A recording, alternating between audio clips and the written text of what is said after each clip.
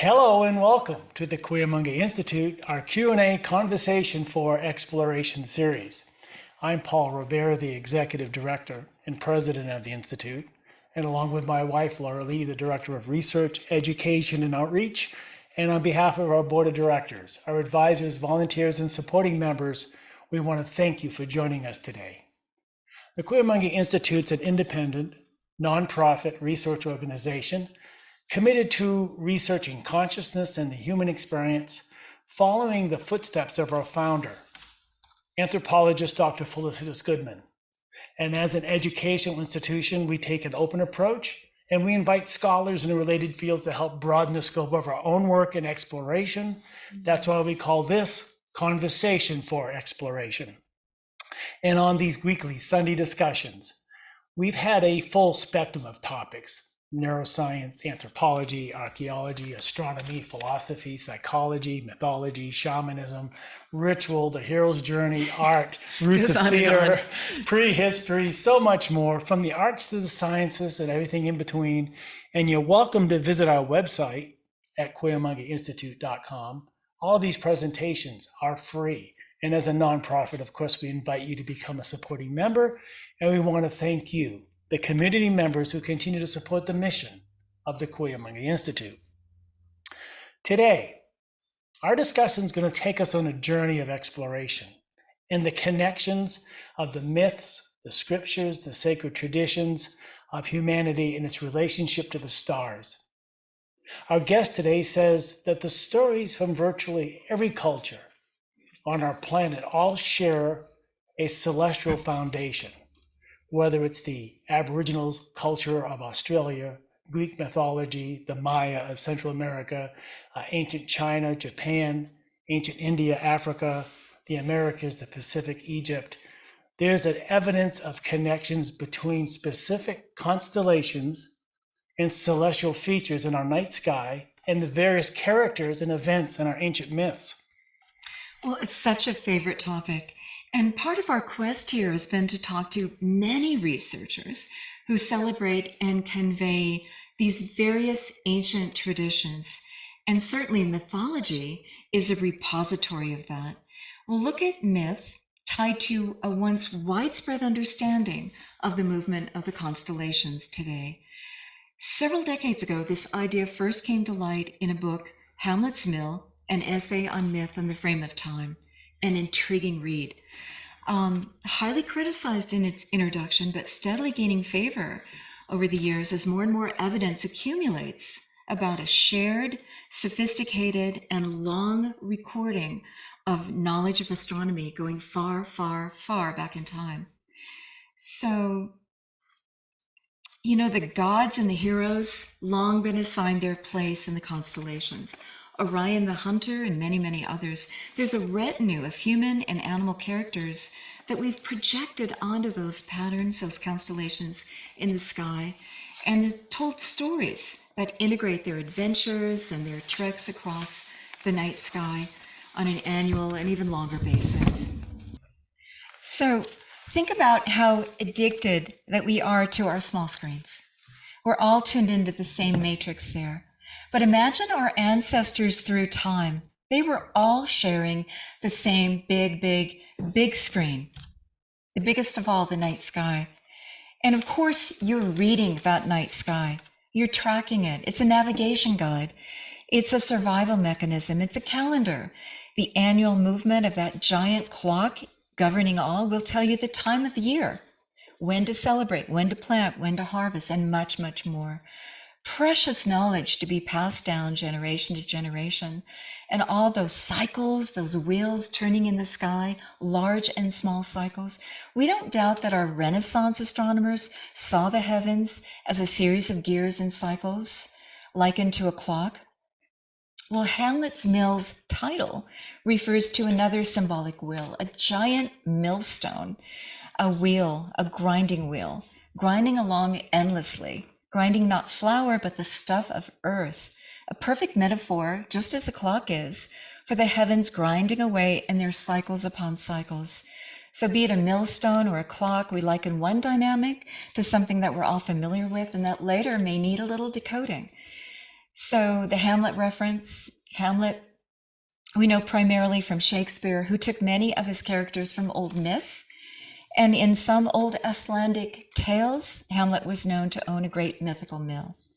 So that was a first introduction of tying mythologies that we all know around the world back through time to the heavens. But it gets even more intriguing because we have to ask, perhaps the Renaissance astronomers were not the first. Our earlier Neolithic ancestors, they were tracking the heavens.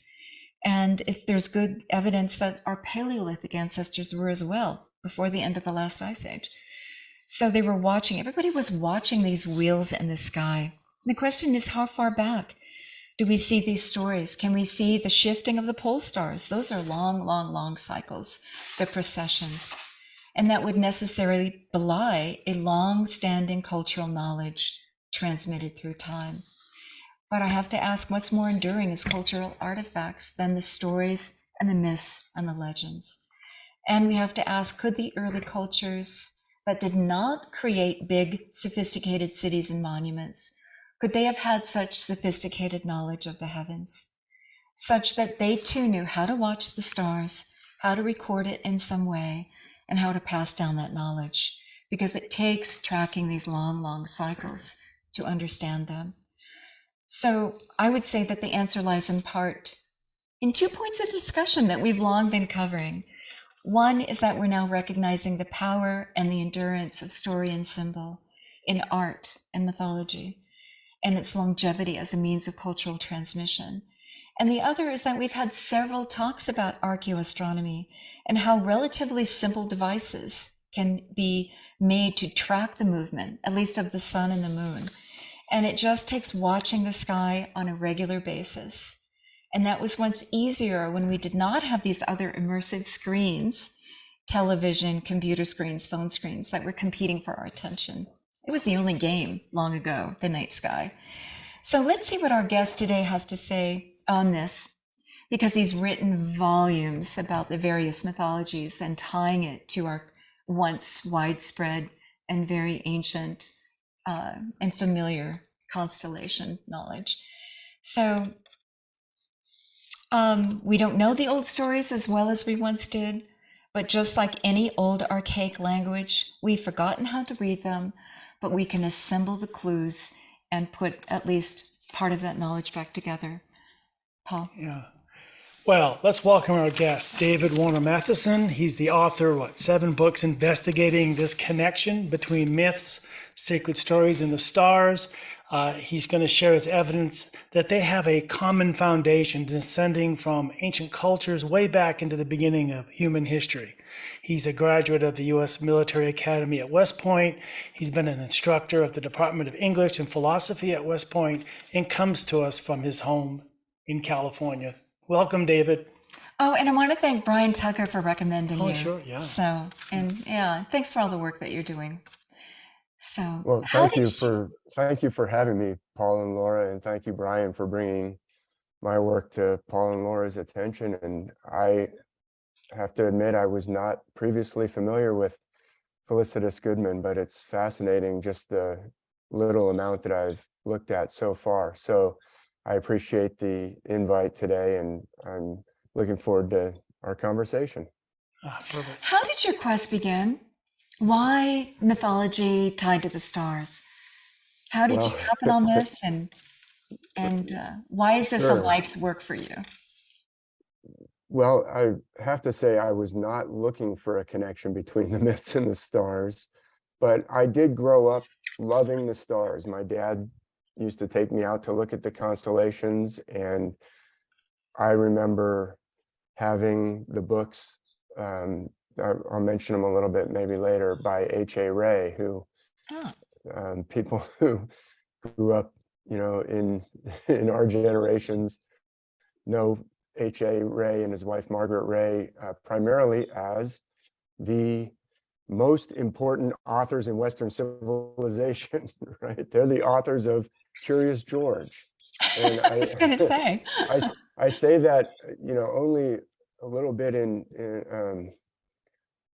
jest, or only a little bit.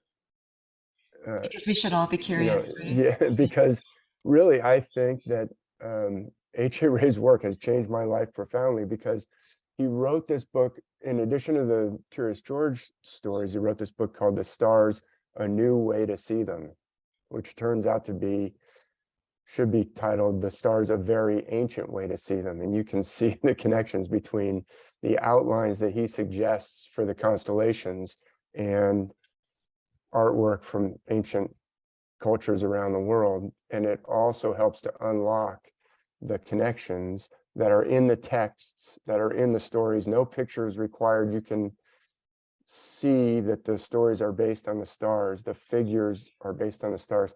Anyway, I'm getting a little ahead of myself. I grew up loving the stars, going out to see the stars. I also grew up loving mythology. I really remember the books by the D'Aulairs. I don't know if you know Ingrid and Edgar Perrin d'Aulaire. They wrote these beautiful books, like children's books, illustrated, beautiful illustrations of the Norse myths and the Greek myths. And I don't remember ever not having those in the household. So I grew up loving the myths, loving the stars. As you mentioned, I went off to the military academy at the age of 17, turned 18 a few days after reporting to the military academy. So I went into the Army, but I did, you get a very programmed, curriculum there, but you do get to choose if you want to major in something. And I was going to major in military history, but at the last moment, I changed my mind and majored in literature. And I was invited back to teach there later, and had the opportunity to teach the Odyssey, which I loved since I was a child, and even had the wonderful opportunity to meet Professor Fagles, who translated a recent version of the Odyssey in 1999, which is the one that we taught to the cadets. And it's a wonderful translation. Anyway, the late Professor Fagles was at Princeton. He came to West Point and talked to us about the business of translating the Odyssey. Anyway, I loved the myths. I loved the stars. I didn't see a connection between them.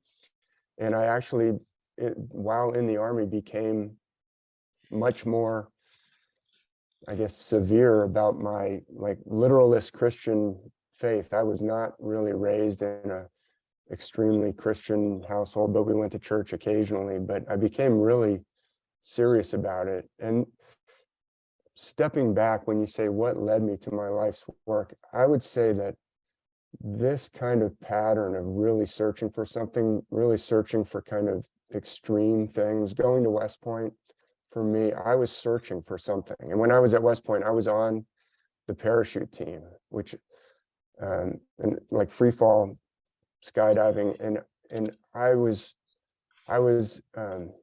extreme about that too. Like the coaches were like, Mathisen, if you pull any lower, you're going to be off the team, things like that. So Or dead. Yeah. so it's like searching for something. And this is connected to when you say, how did I find my life's work? I was looking for something. And when I became very literalist Christian, I was looking for something. And I'm convinced that the ancient myths and scriptures have the answer to what we're looking for, but they're not talking in a literalistic way, which is what I thought they were. And I was getting really extreme about it.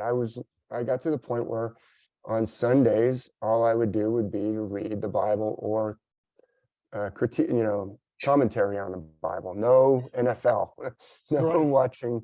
Even when I was studying I got to go back to grad school on the way to teaching in the Department of Literature and Philosophy at West Point. They sent me to Texas A&M University.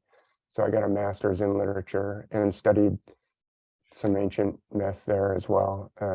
Mostly my thesis was on the Beowulf epic and some Anglo-Saxon and Old English. But I was looking for something anyway. It wasn't until actually after I left the Army, my parents were going to Machu Picchu, and I wanted to get them a book that had something to do with Machu Picchu. And I got a book by Graham Hancock and his wife Santha Faya called Heaven's Mirror. And I gave that to my mom, and it has beautiful photographs about Machu Picchu and connecting to the stars. Graham Hancock Right. talks about evidence of an ancient culture predating any of the civilizations that we know about. And in there, they mention Hamlet's Mill. So I became fascinated, and we can talk about that a little bit more. But in Hamlet's Mill, they argue that myths and ritual and number and all these other folk tales, what we would call fairy tales, are related to some very ancient system that has to do with celestial patterns. And I was, of course, fascinated because myths and stars, I was already fascinated by those things. And I really became obsessive with trying to figure that out. So we can go from there. But and so I was taking the Bible literally. Then later, after I saw all this evidence, I had to make up my mind as to whether I was still going to take it literally anymore, which I don't. But I Yeah. believe that I was looking for something there. So go ahead. Sure. Well, Sorry. we're all on a quest. I appreciate that. I appreciate taking something literally and taking something in a literary fashion are such two divergent points of view. And let's allow our ancestors to speak in the mythopoetic language in which they did, right? Just assume that. I want to say Hancock looks at architecture, monuments, physical matter left behind to decode an ancient mother culture. There's a Harvard professor I really want to get here who is looking at myth as the artifact to presume a couple of mother cultures. So there's some good evidence that's accumulating from different fronts Right. on a shared mother culture, at least a shared language among ancient peoples. And it makes sense to me that it would center around the constellations and the night sky, because that was the one thing we all shared. No matter where you were in the world, you saw the night sky. And that would be a screen so readily, a perfect screen to project our stories, our mythologies, to anchor them, right? To anchor the symbols, to anchor the stories and their deeper meaning. And our ancient people had many layers of meaning, right? The surface story, and then to know a little bit more, the deeper story and the deeper meaning, the layered upon layers of meaning. And I think that stories and mythologies, I was a lit major too, that they are such a repository and an enduring one for this knowledge. It's there. It just hasn't been recognized as such till recently. So thank you for that. So where do we begin? You have put your slideshow. What are you going to tell us? Yeah, let me jump and right you into even that. cover biblical stories as having constellations. Oh, I want to say, first of all, I have to get this out of the way. We have Christmas coming up. This is November. Christmas is next month. The story of the Magi, the story of the three wise men following the star to find Jesus in the cradle. All of that. It's a star myth, isn't it? There's a lot coding into that. That would be one. Not only is it a star myth, but it actually doesn't work if you try and take it as literal terrestrial history. So that one's very interesting. And I'll say I'm not the first person to notice this. Obviously, I referred to Hamlet's Mill, and I'll pull up some slides in a second. But since you asked that specific question, the text of the Gospels are very clear. And so let me just say, if you're listening and you're offended by the possibility, I'm going to argue some pretty strong arguments that all the figures and events in the world's ancient scriptures and myths and sacred stories are based on the stars and the constellations. And I'll show a little bit more concretely what that means. And let's recognize that the Bible and the Judaic tradition did not exist alone. It was part of a sea of cultural traditions from which it grew, right? It's not an isolated entity. They're all It was connected. part They're of all the using whole. the same. That's the terrible irony of going around and saying our stories are true and yours are false, because they're actually all based on the demonstrably same system, which is that causes all kinds of problems for a conventional paradigm, because I mean, the connections across the oceans are quite striking. It's not Wow. just Yeah.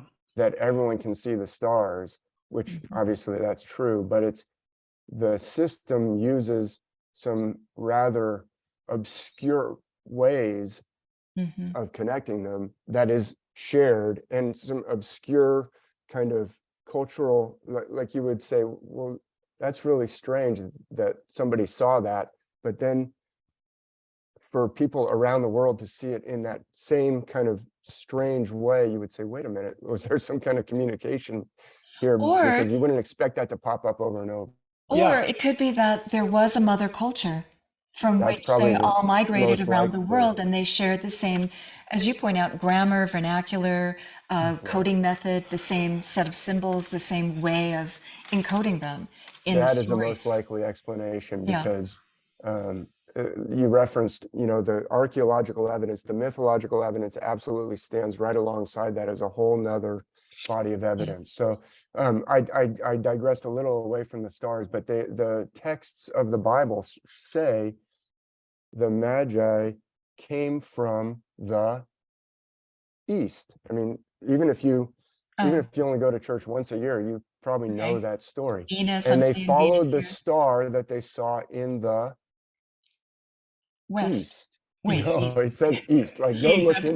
go look in the Gospel of Luke, the star that they saw in the East, and it traveled ahead of them in the East, and it says East, East, East. Well, they came from the East, and they followed a star That's why I said West. in the Yeah, makes no East. sense. Right. Yeah. You said West because that's the only way that it makes sense, unless they started in the East and went all the way across, China, and got to the Pacific Ocean and continued east and got on a boat and continued east. They get to California, and then they go from the West Coast in California to the East Coast, and then maybe go up to Maine, and then keep going east across the Atlantic, Which is and probably then finally unlikely. go in through the gates of Hercules, right? The pillars of Hercules, keep Gibraltar. going east through Yeah. the Mediterranean, Yeah. then they That could sounds get there. plausible. It doesn't work terrestrially, it does work celestially, because Yeah. stars start in the east. So I've got some diagrams in other Yeah. videos where I talk about that, and it's very clear that and they went back home to their own country another way. They went another way because they set in the west, and then they went back to the Yeah. east the other way. It's all talking about celestial cycles. Anyway, it's easier if I show it. But so Let's Yeah. go ahead and Okay. let me go I ahead just and wanted to show make see the the point that visuals. that This even is exciting. yeah. Yeah, this is exciting. And I Go want to ahead. say that this is the place to test out new theories, right? Our guests can fully share their theories. We don't have to agree with them, but let's give it a test run. Well, That's sure. fun to do. Yeah, of course. Yeah. Yeah.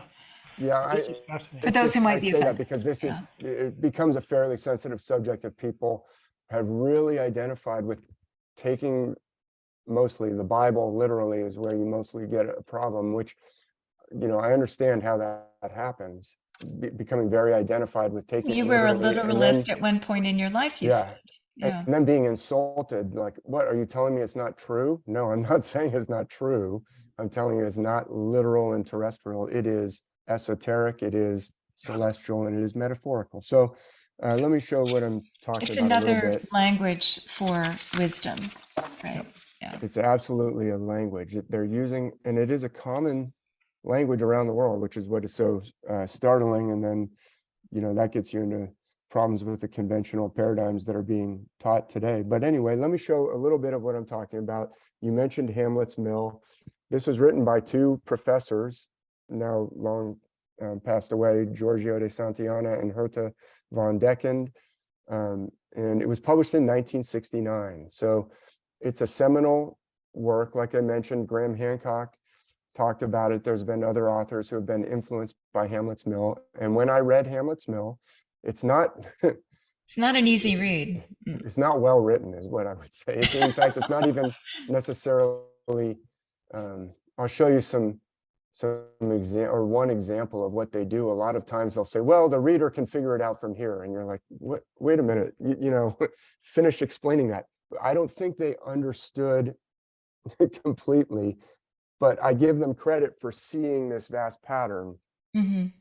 They didn't have it all figured out. A lot of the reason is they weren't using H.A. Ray's outline. So even though H.A. Ray published his book in 1952, this was published in 1969. You can see from their diagrams, they're using terrible outline system for the constellations. So they mostly try and force it onto the planets as being the main actors, whereas really the planets are certainly actors on the stage of the heavens, but the constellations are much more important, but they weren't able to see it because they weren't using the right outlines. So I'm being a little critical, but it's a hard read. I mean, I'm just telling you, I've read it so many times, and it's just convoluted, and they'll skate away sometimes and say, well, no more needs to be said. And you're like, what do you mean no more needs to be said? Because they didn't have it figured out. So they would say that instead of like, we haven't figured it out. Why wouldn't they just say, there's And something it was heavily criticized in its introduction for those very reasons, but that doesn't make the basic premise wrong. Right. No, right? it's very, very important book. I'm giving them credit for finding this huge, and Seeing they the weren't threads of the tapestry and a pattern Right. emerge. Yeah. and they weren't the first, but they articulated it. They refer to all these other scholars going back to, centuries, even to the ancient times. So Mhm. about Hamlet's Mill, as I already mentioned, was they are showing a connection between myths and stars. And here's one part that really stood out to me when I first read it. Like I mentioned, I loved the Norse myths when I was growing up. My grandfather on my father's side came from Norway when he was 16 to the United States. So I was identified with the Norse myths when I was little. Anyway, this is talking about the Elder Edda, the Poetic Edda. There's a passage in the Grundismal where Odin is told by the Jotun that he's interviewing. The Jotuns are not necessarily always negative figures. They are repositories of ancient wisdom. They're giants. Mm-hmm. And this passage they quote, it's talking about the end of the world, which Odin is always asking. His questions always get around to, let me ask about Ragnarok, because that is still in the future, the end of the world. And that's what he's insistently trying to find out. And the Jotun says, well, on the last day, when the heroes from Valhalla go out to fight the wolf, there are 500 gates and 40 more in the hall of Valhalla, and 800 heroes can go out through each door. And so the authors of Hamlet's Mill quote that, and they say, let's see, 540 gates or doors in the hall, 800 heroes. This is how, a little shortcut. I don't know if children are even still taught how to do multiplication this way, but you can put, if you got 2 zeros, you can put that off to one side when you're multiplying, you just drop those zeros down. So 8 times 540, that's 4,320. Then we could drop those other 2 zeros. 432,000 berserkers come out of the hall of Valhalla to fight the wolf and the forces of chaos. And they say, wait a minute, that's an interesting number. 432, that's all over in the myths around the world. And they start pointing it out, and they say, this is 108 times 4. So we find 108, we find 216, we find 432. And I was like, wow, this is fascinating. And then they start pointing it out. Well, look, the Rig Veda is traditionally held to have 10,800 stanzas or syllables. I can't read it because I've got other stuff in front of my screen, but it says stanzas. Yeah, okay. So what's going on? 10,800 is a multiple of 108. Or we have Heraclitus, who was a pre-Socratic philosopher, apparently said that the duration of an age, an eon, is that same number. Or Berossus said, oh, the ancient the ancient ages last 432,000 years. Again, so we're seeing this pop up across cultures, and 10,800 bricks in this ancient ritual of the Indian fire altar Agni Kayana. It's one of the most ancient rituals that we know of, and they make a altar to this god Agni, and then use 10,800 bricks. So I was fascinated by that. And then they talk about when you go to Cambodia and you can find 54 statues on either side of the the churning of the ocean of milk. And 108. so, yeah, it has to do with procession. These are processional The numbers, long, which long is cycles. one of the cycles, exactly. So I was fascinated by that, and I became like the, the murder board or the crazy wall, sometimes they call this. Like Forensic. I Yeah. wanted to figure it out more. And when they would mention Bible stories, I would say, oh, no, that can't be based on the stars because I know that's literal. Anyway, this is actually an author from South Africa. She made one of these boards when she wrote, she's a writer of fiction. She wrote a murder mystery where the murders go through time. I think she's famous in South Africa. I'd never heard of her before, but her name is Lauren Bierkes. And it sounds like a fascinating book. It's called The Shining Ones. And she made this to to write her own novel. She had to figure out all the connections that she was going to write in the novel. But that's what I was trying to do with Hamlet's Mill. And I'll just show a few examples of where what I feel is that Hamlet's Mill, the authors, like I said, they should get all this credit for seeing this ancient pattern. It's like a ruin that's worldwide, but they didn't necessarily put together the, oh, Best well, the evidence. ruin is doing this. Yes. So I'm going to show a few areas where I had to dig a little further and as I did that, if you start to see connections, if the ruin, let's say, it stretches across the steppes of Siberia or the jungles of Guatemala. If you're in the jungles of Guatemala and you find, like, you say, wait a minute, I think this whole thing fits together like this. If so, there should be a door right here. And you go tromping through the jungle and you find, oh yeah, there is a doorway. It's right where I predicted it was. Then you start to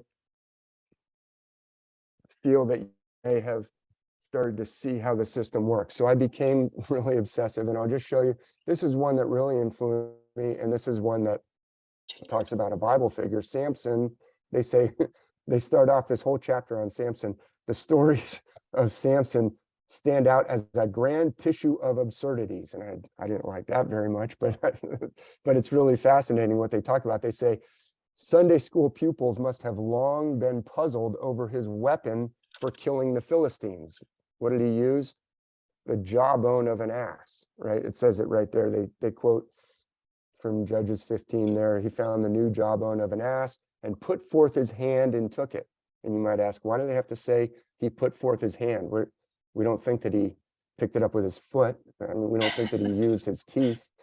Well, that's a celestial clue, actually. And he slew 1,000 men therewith, which, okay, maybe if he was in a pinch, which he was, he might use the jawbone for one or two of his enemies. But would he still be using it 900 enemies later? It probably would have broken by then. Or he might have wanted to take a sword from one of the people that he already killed and use that. But see, it's a celestial myth. It's a celestial metaphor. So the weapon of the jawbone, they are going to dive into it, and they're going to say that jawbone was no ordinary jawbone. That jaw is in heaven. I'm showing the next page here, page 166.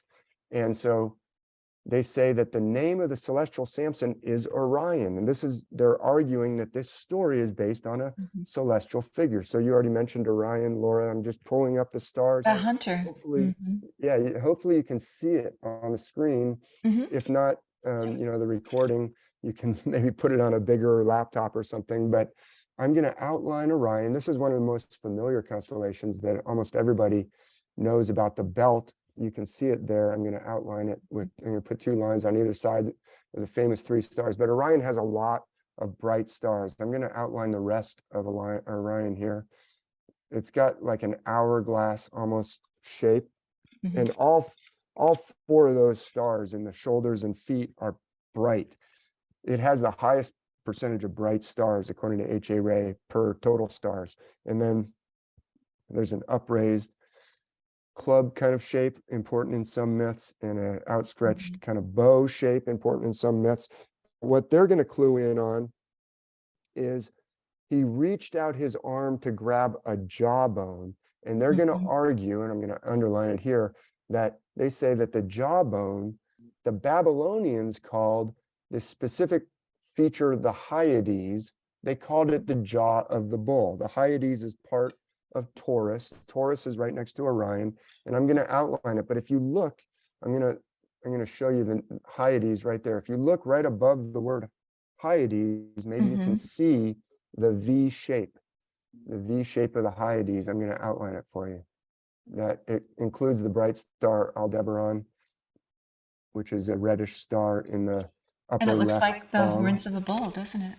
Yeah, actually the horns extend out. That's like the jawbone. There's two Mhm. stars. They're off the screen off to the top, but yes, they point right to the horns. And then people are more familiar with the Pleiades. If you go a little further in the same direction, you can follow the belt northward to get to the Hyades. And if you continue on past them, you'll get to the Pleiades. They're right up there, that beautiful star cluster, very important mythologically. But this is what they argue is the jawbone. And wow, that's compelling. That's intriguing.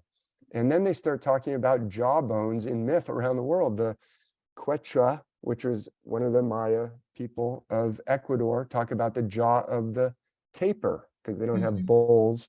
The authors of Hamlet's Mill said they talk about the jawbone of a tapir. Or in the Polynesian islands, which stretch all the way from Hawaii to Aotearoa, New Zealand, Muri Ranga Whenua, the respected grandmother of Maui, well, he disrespectfully uses her jawbone to as a weapon at one point. So what's going on? Is Samson literal and he used a real jawbone and everybody else is mythical? Or are these all celestial? So Mm-hmm.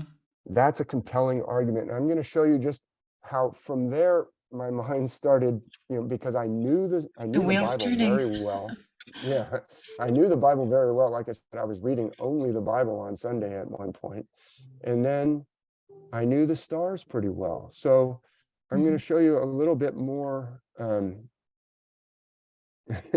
going to show you a little bit. I just highlighted a little passage at the bottom where they say he judged Israel 20 years, and James Fraser, Sir James Fraser, who wrote The Golden Bough, who wrote The White Goddess, he remarked rather dryly, one doubts whether he particularly adorned the bench. He wasn't a very dignified judge. This Samson was basically a berserker. All he does is kill people and chase women and get into trouble. So but as I read that argument, I started finding more on my own that argued that this story was celestial, not literal. I'm just going to quickly show you. This is when he goes down to meet a woman of the Philistines. This is a painting by a famous painter, Peter Paul Rubens. There's his dates. He sees a woman in Timnath of the Philistines, and he says to his mother and father, hey, get her for my wife. And they're like, what's the matter with you? She's a Philistine. And he says, no, she pleaseth me well. And he goes down it keeps saying he goes down, but on the way, he runs into a lion. Then went Samson down, there's verse 5. He runs into a lion, a young lion roared against him, and he tears it apart with his bare hands like you would rip apart, they say, a young kid, a young goat. You maybe roasted a goat for dinner and you're pulling it apart. And so he goes down to meet a beautiful woman and he runs into a lion. So here's a zodiac wheel. This is kind of one of the first things I started to see, in addition to what they've written about in Hamlet's Mill, where I said, uh-oh, this just keeps getting more and more celestial. He's going down to meet a woman and he runs across a lion. This is the direction. A zodiac wheel is just a map on paper of what happens in the sky. It's the sun's background stars, which obviously we can't see the stars when the sun is up, but you can figure out what stars it's in by looking at the horizon before the sun pops up. You can figure out where it is. The background stars change as a function of our dance with the sun throughout the year. So the background stars in this diagram, it's laid out as we go through the year in a clockwise fashion. Obviously, on a piece of paper, you could lay it out to go counterclockwise. This is just a map of what happens. But there, this is from the 1600s. It's a bit of a stylized diagram, but I like it for various reasons. There's Leo right there, the lion, when the sun is on its way down from the highest point of the year at the summer solstice, on its way down towards the equinox, the fall equinox for the northern hemisphere. The sun goes through Leo before it gets to The Virgin. Virgo. So here we have, he's going down to meet a woman. He runs into a lion. And then, and then down here in verse 8, it says, going back to the text on the left of your screen, after a time, and the Bible always uses these kinds of phrases, he returned to take her, and he turned aside to see the carcass of the lion, and behold, there was a swarm of bees and honey in the carcass of the lion. So what is after a time? So this is not in Hamlet's Mill. This is me starting to realize, these authors are onto something. As the sun continues around, as it goes after a time, basically after a year, getting back to where he started, there's a constellation before Leo that's known as Cancer the Crab.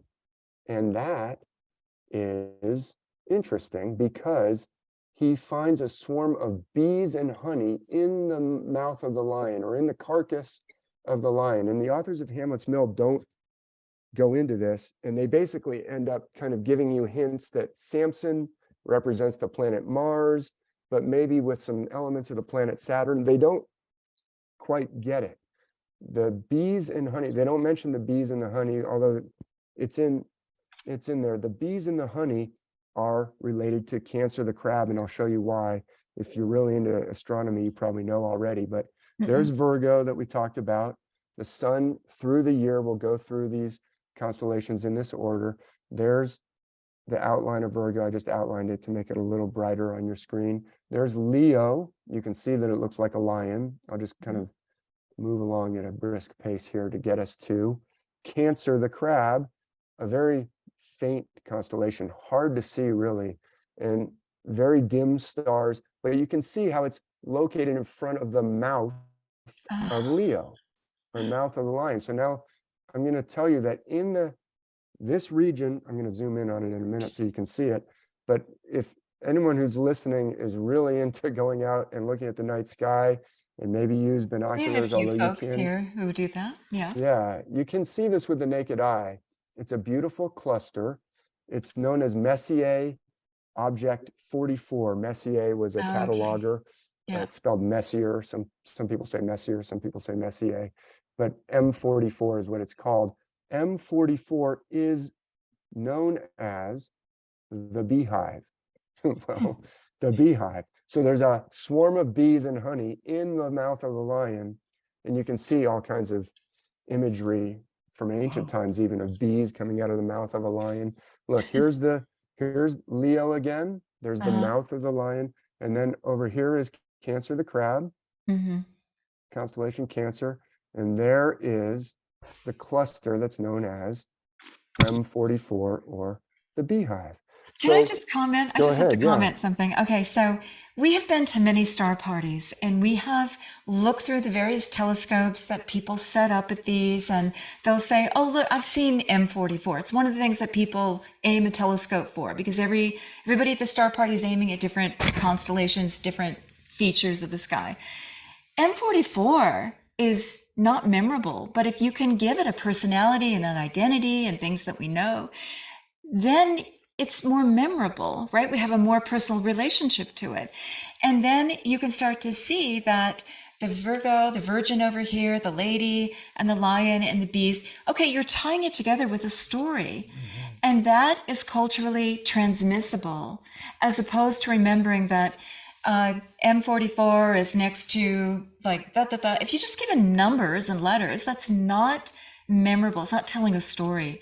That's not culturally interesting, and it's not easy to pass down through time. Yeah, Weren't our it's a ancient people so good sophisticated observation. to tie this to memorable stories and adventures? Because we all love a good hero's journey, a good story, right? I mean, this is just so profound of our ancient people to speak in this language, to encode knowledge. You would want to, as you're trekking alone, you would want to look at the night sky and identify where you are, where the constellations are. You would want this knowledge. It would be your reference point, right? This would be for you to orient everything else in your world. Wow. I just want to just applaud the sophistication of our ancients. Reminds me of that book, The Memory Code. Oh, yeah, by Lynn Kelly. By Lynn Kelly, yeah. This is a form of a memory code. Yeah. This would be knowledge that you'd want to pass down, right? Yeah. Just saying. All right. No, it's a great insight and observation, and I'll expand on it just a little bit to say it wasn't just, and I'm not belittling it, I'm putting just in quotes, because it's part of a language. It's actually not just to find your way on Earth or across the oceans, although of course Navigation by the stars. We do navigate by the stars, and there's the Polynesian Voyaging Society out of Hawaii has proven that they can navigate all the way to Tahiti, all the way to Yokohama, Japan, all the way to across vast oceans with no instruments, but with ancient techniques of following the stars. So, and we have a conversation with Steve Thomas about that very thing. Yeah, right. The rituals, the stories, reading the water, star charts, the waves, reading the It's fascinating. It's land fascinating. birds, seabirds. And they know the rising. You know, they say, okay, well, when that one gets far enough, we can't actually track on it anymore, but this next handrail will be coming up. Yeah, and so exactly. When I say it's not just for finding your way is a big deal. Yeah. Across the oceans. If you miss, you'd be lost at sea. But it's also for finding our way through life, which is even more profound, because that's the journey. Language, the parts of the wheel, so to speak, or parts of the cycle were imbued with significance to wisdom stories. Yeah. They're telling us, right, how to find your way. Like I said, I was searching for something. What was I searching for? That is what these stories are actually about, and they do have the answers. So it's a great observation that you just made. So as I'm showing here, this is the kinds of enhancements to when I said I became kind of obsessive with all the strings. I started to find connections. Like, if the authors of Hamlet's Mill are right, then we should be able to go beyond what they've said and find that it actually is a coherent pattern, and it is. So this is one more example of another passage, actually, again, from the Bible. This is from the book of Revelation, and they refer to a scholar from the 1800s named Franz Boll. He was from a German scholar from the late 1800s, died in 1924. I'll show him in a minute. But he wrote a whole book about the Revelation, arguing that the book of Revelation is about procession and celestial. And how come no one's ever heard of him anymore? It's really amazing that all this was talked about in previous centuries, and still it's not widely known. But he says, out of this well, he's talking about a specific passage in Revelation chapter 9, the smoke from the bottomless pit. Franz Boll said, oh, well, that must be related to Era, the altar. And when it says in the galaxy with a capital G, they use galaxy. They're talking about the Milky Way. The smoke is the Milky Way. I'm going to show it in a minute. But he pointed out, well, the smoke from the bottomless pit must be the Milky Way. And there's Franz Boll. I'll just show him here briefly. He lived only to the age of 57. And he wrote this argument that Revelation is based on the stars. And here's Revelation. I'm going to show some passages here. He's right. It is based on the stars. Let me just, I can't see it because I've got. And the fifth angel sounded. Do you want to read it, Paul? I'm just going to jump out and minimize That, okay. Sorry about that. Oops. That's fine. Let me go back to this and I'll show you what's going on here. All right, Franz Boll, Hamlet's Mill, Revelation. Out of the well ascends the smoke. Franz Boll said, aha, this must be coming out of Era, the region of Era, the altar. And there he is. And here comes the text, which I couldn't see, but now I can. Chapter 9, the fifth angel sounded. I saw a star fall. Key to the bottomless pit. This angel was given the key to the bottomless pit. He opened the bottomless pit. There arose a smoke out of the pit. And Franz Boll insightfully said, well, this must be the region of the brightest part of the Milky Way. This is the Milky Way right here. You can see it on your screen. I'm going to take that blue training wheels off so you can see it. Yeah. But there it is. There's the Milky Way. The Milky Way is a full ring, but this is the brightest part of that ring. We're inside the ring. Really, the Milky Way is like a big disc, we think, like a fried egg in a frying pan. We're inside that fried egg. So as we're turning on our axis, the fried egg looks like a ring. We're just seeing inside. And when we're looking towards the yolk of the fried egg, we're looking towards this brightest part. And he said, Era, the altar down there, the smoke barrel, that must be where this smoke is rising from. And then he said, these strange locust demons, I'll show them to you in the text in a second, who resemble horses with human heads, they got wings, they got tails of scorpions. That must be something to do with Sagittarius or this region. See, it says the Sagittarius centaur of Mesopotamian boundary stones. He said, I think I've decoded celestial content here in Revelation 9. And here's one of the passages that he's talking about. Out of the smoke came locusts upon the earth, and unto them was given power as the scorpions of the earth have power. And down here, the shapes of the locusts, again, locusts, were like unto horses. What does that mean? Going into battle, and on their heads were, as it were, crowns like gold, and their faces were like as the faces of men. And in the part of Hamlet's Mill that I circled on the left, it says at the end, wreaths of gold on their heads are actually crowns, is what the text translation here in chapter 9, verse 7 says. What is that? Well, according to Franz Boll, it has something to do with Scorpio, Sagittarius, Era, this part of the Milky Way. There's Scorpio, I'm going to outline for you. And here's Sagittarius, I'm going to outline for you. These are the outlines of HA ray. This is the outlining system of HA ray. And right next to Sagittarius is, well, let me just point out, I circled in green off to the left. Sorry, I got ahead of myself. We must leave it at that. This is what the authors of Hamlet's Mill do that is so frustrating. The chapter Sagittarius and Saturn would take us too far. It's like, come on. Well, it's leaving an opening for you to fill in the blanks, isn't it? Well, right, but see, they didn't.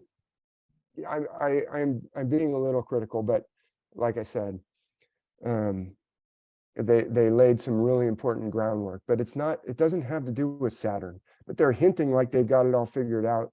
They didn't quite figure it out. And there's nothing wrong with that. This is my argument of what's. Let me continue. Like, why locusts? Why crowns? Well, right next to Sagittarius, right here in the sky, is a crown. That's the southern crown. It's called Corona Australis. That's why the Bible has crowns. But why locusts? Why horses like locusts? Well, because Sagittarius traditionally is like a centaur or it has to do with horses. But why with a man's locusts? face? Okay. Yeah, with a man's face. That's right. And I'm going to show you why locusts. I could also show you why a centaur, but I'm just going to show you why locusts. They don't, what I'm saying is they don't do all the stepping stones. They just say, well, we're going to have to leave it at that. Well, let me show you why it's locust. So this is a locust.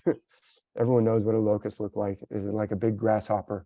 How does that relate to Sagittarius in any way? I'm going to show you what this is me after reading this, becoming obsessed and saying, I've got to figure out what's really going on. This is Sagittarius. I've blown it up to make it really brighter, bigger. And I took away the outline now. It is not that easy to see in the sky, But the brightest stars of Sagittarius are often called, in modern times, the teapot. Has anyone heard of the teapot? I'm going to show you the outline of the teapot and just jump ahead. Those are the brightest stars. I'll take them away again. See how bright those are? I'll bring them back in. See how it looks like a teapot? It's kind of pouring. The handle on the left. Yeah, handle's on the left. The spout is on the right. It is pouring out like into the Milky Way. It could also be one of those old-fashioned lamps, you know, like Aladdin's lamp that the genie comes out of. Let me show you the outline of Sagittarius again, the whole thing, and I'll take it away. That's Sagittarius. The brightest stars make this teapot shape. And even today, if you look up on, you know, Wikipedia or whatever, if you look up Sagittarius, you'll see the brightest. It's called an asterism. It's like a sub constellation. It's not a real constellation. But if you look at that, you might see that in addition to looking like a teapot, it could look like a grasshopper. Look at the head. The handle becomes the head. The legs, you know, the spout and the little top of the teapot could be the arching legs of the grasshopper. And actually, remember I showed you the triangular head of Sagittarius. That forms two little the antenna. And even the bow, actually, there is one more bright star that we could connect down here to make it really look like a grasshopper. And that is the locusts. That's why it's locusts coming out of the bottomless pit. And why do they have scorpion tails? Because it's right next to Scorpio. Anyway, this is the kind of like obsession that I got going on. And then I started writing all these books. I'll just finish up showing this book here came out in 2019. If you want to get into like the story of the Buddha is in here, the story of Mahabharata and Vishnu and Krishna and some of the texts of ancient India is discussed in here. Some of the myths from Africa, from the Americas, from the Pacific. So this is my second edition of volume 1 of this series that I was doing, Star Myths of the World. That came out in 2019. That's a really good place to start. I did one on the Greek myths. That's volume 2. That was 2016. Also 2016, I did Star Myths of the Bible. And, you know, it's been several years now since I wrote these. I would say that I've learned much more since writing those. That's why I redid volume 1 into Ancient Worldwide System. And then Brian mentioned Norse mythology. That's 2018. And lots of really fascinating connections between Norse mythology and some of the artifacts of the Americas, which is intriguing. In 2020, I wrote this one, Myth and Trauma. We haven't talked too much about trauma, but I've hinted at it when I say, what was I looking for? That trauma is part of this. Trauma is part of this story. And you know, I would say part of the reason why, you know, I'm Gen X. I was born in 1969. Baby boom is, you know, pretty much anyone older than me is the baby boom. The baby boom is a traumatized generation. I would argue that's why so much of the baby boom is seeking this kind of knowledge. I mean, Vietnam was a trauma. The murder of JFK, today's 11/20, on 11/22 was a trauma. The murder of Martin Luther King, the murder of Robert F. Kennedy, that is a trauma-inducing. Those are deliberate inflicting of trauma on people. Anyway. Can I just say something? Yeah, go ahead. Look what our parents went through. World wars. Look what, I mean, we're all traumatized. No doubt. Every generation has its trauma. Look what early people went through. Trauma. Yeah, we're all wounded. I would say we're getting into a more traumatizing society now. Yeah, we know our own traumas, but it's part of right? the story. It's part of this story. But and I that do shapes appreciate, us, and that shapes our stories, and that shapes our quest. I agree. And I do appreciate the fact of what you're pointing out about the baby boomers, that need for searching, for trying to resolve, trying to understand, looking for meaning, finding that journey that you're talking about. And we created new tools, right, to do this. We created introspection Yeah. meditation and various Yeah. techniques. So And that yeah. generation seems to be the seekers a lot. I mean, when we, Yeah, the kind of because work we're that we do, we permitted see to do the, it. the generation of people that are attracted to being a seeker still kind of resolves itself, the majority of people in that generation, even though there's a whole new generation coming up now. Yeah. That's an interesting I point. also I want to give credit. Thank you for all your books and how you're Your taking it research further. and taking the time to connect the dots. And it sounds like you said, you were obsessed. It was something that you couldn't stop. And I appreciate the fact that you took the traditional conservative literal way first to really try to make that all make sense. And then something like a Graham Hancock or someone introducing a new concept. Say, wait a minute, maybe there is more to the story. Let me just look at it from that angle for a while. Think, now can I take my literal training and then take this other stuff, and can I take it to a new place? And then Hamlet's It's an evolution, isn't it? Yeah. The quest. I want to also acknowledge William Sullivan, who wrote yeah. The Secret of the Incas. Right, we've interviewed him as well. Yeah, and a point that he makes is that different cultures can interpret the same stars with different constellations based upon the animals and the heroes that they have. And so he would point out, for example, in the Inca, they would have the llama was a very significant animal that they had. And so they had llamas for constellations, and their llamas did this and that. And for the Milky Way was the central axis, the tree of life, the spine, right? The trunk of the tree, and also a river. So you see Isis and Osiris on their bark, and a lot of movement, and boats being very significant, and the river of the dead, all that. But he would say that, for example, the llama would disappear. That was the llama constellation going below the horizon into the underworld, and then it would rise again. So right there you have life, death, and rebirth. Such an ancient mythology. You have this pillar, this spine, the tree. I mean, so many shared symbols that find their ready symbol right there in the heavens, and the look at the heavens. When we were in Australia, we got to see the big emu, right, which was the dark part of the Milky Way. So even the dark part was significant, Right. and the Southern Cross, and so different. Depends on where you are, and what you're projecting, and what significant animals and heroes there are in your own stories, but they all share. So Orion the Hunter is Osiris, is Nimrod. To the Sumerians is Right. over here, over there. So different character names, but they're all telling the same story, aren't they? So wow, what a way to really take it back to ancient cultures and understand a mother culture, a beginning. Yeah. Well, there's many avenues to trace that mother culture, and we're not all dependent on stonework and digging in the ground, dig into the myths. Yeah. I want to ask a few questions before we take comments, and I know there will be many. So I lost my question. Go ahead. Oh, no, in fact, I was going to ask Brian to chime in, since he was the one that introduced us. And then, Brian, can you chime in, and then we'll continue with the. Yeah. Sure. David, it's fascinating, and I'm so glad to hear you giving this voice and giving this presentation. What I'm also intrigued is how your interpretations lead you to see these mythologies from a new perspective. And I often find like your interpretations give me some kind of spiritual clarity, actually. It's amazing the logic that you use. I would say it's a combination of intuition, of insight, and the mind of a logician. But you tend to come back with interpretations that give me refreshing views on how these myths can unify, can actually teach us of a common humanity. So I wonder if you could just speak a little bit to that process and observation. Well, thank you for that, Brian. That's really gratifying to hear. A lot of times I am kind of just banging out banging out blog posts or videos, and it's really satisfying to hear that it's helpful to others.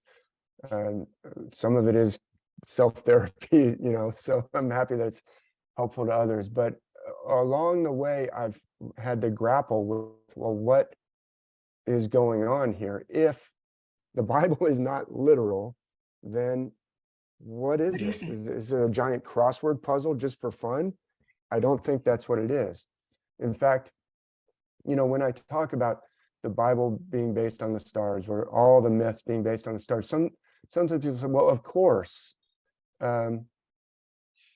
everyone can see the stars around the world. Well, if you unpack that and think about it, it really is not a logical, obvious, well, then of course they must base their myths on the stars. That doesn't actually follow that every single culture would do that. It is fascinating that they all do that.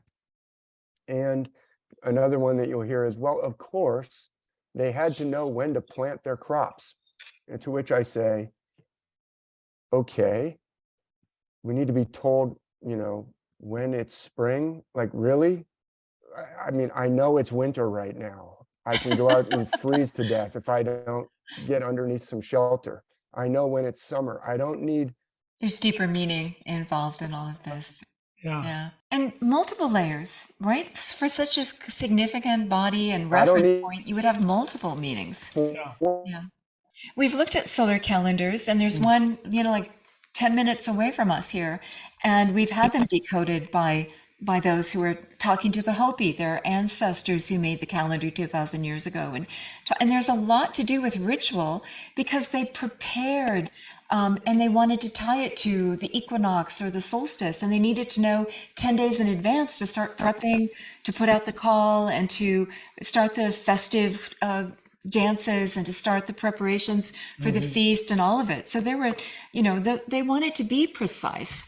So it's not just I know it's summer and winter, but they were tying it to particular celestial events for their ceremonies for which they prepared, and many of that. I mean, they were fine tuning this. I'm not, again, I'm not minimizing that. When I say it's not, I should say it's not just for Not that. just, I'll no, put just in multiple quotation marks, reasons. because it is important to know where we are.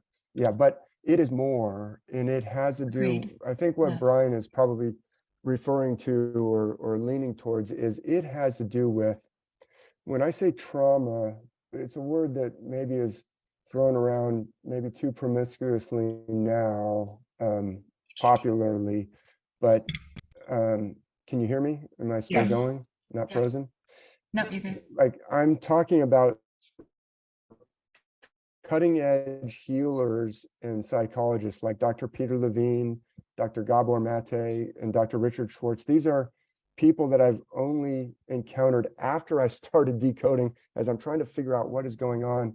Gabor Mate says, well, it may be thrown around a lot popularly, but it is unfortunately not used enough by physicians who are diagnosing a lot of physical ailments come from trauma. And there's a definition of trauma that has to do with disconnection from self. And when I hinted at, Oh, I yeah. was searching for something, what was I searching for?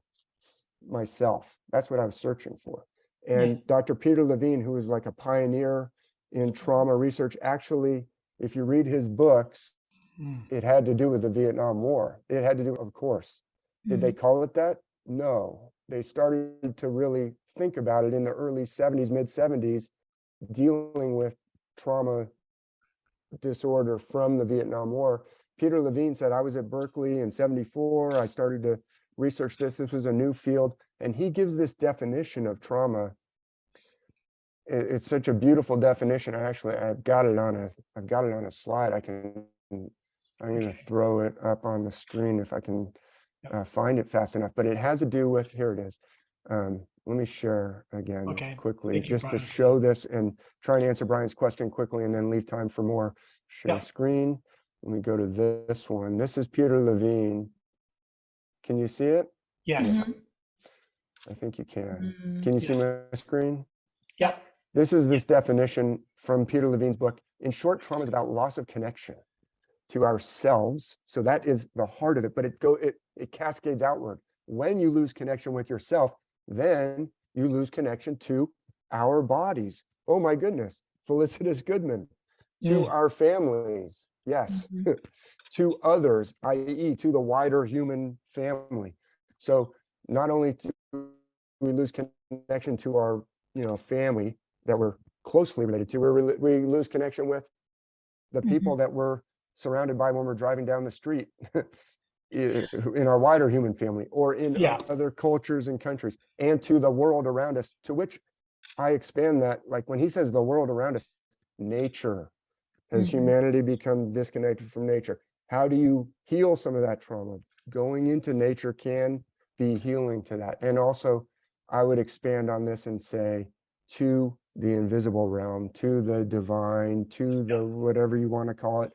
You know, it has all these different names throughout different cultures, but and Felicitas Goodman had a great definition. I can't remember. She would made a say that distinction we're all between- ecstasy deprived because we have lost that very connection.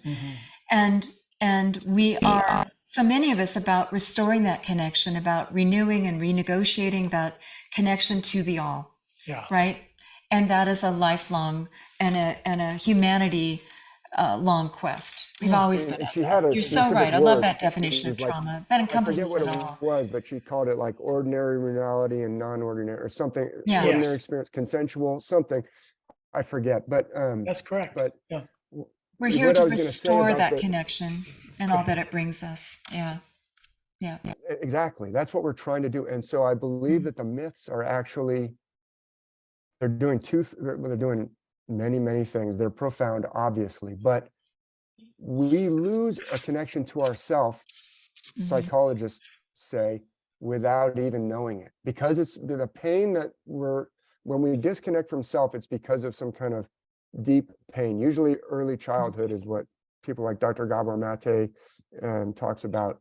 Early childhood trauma that causes you to suppress part of yourself, and the suppression is done unknowingly. It's a defense mechanism.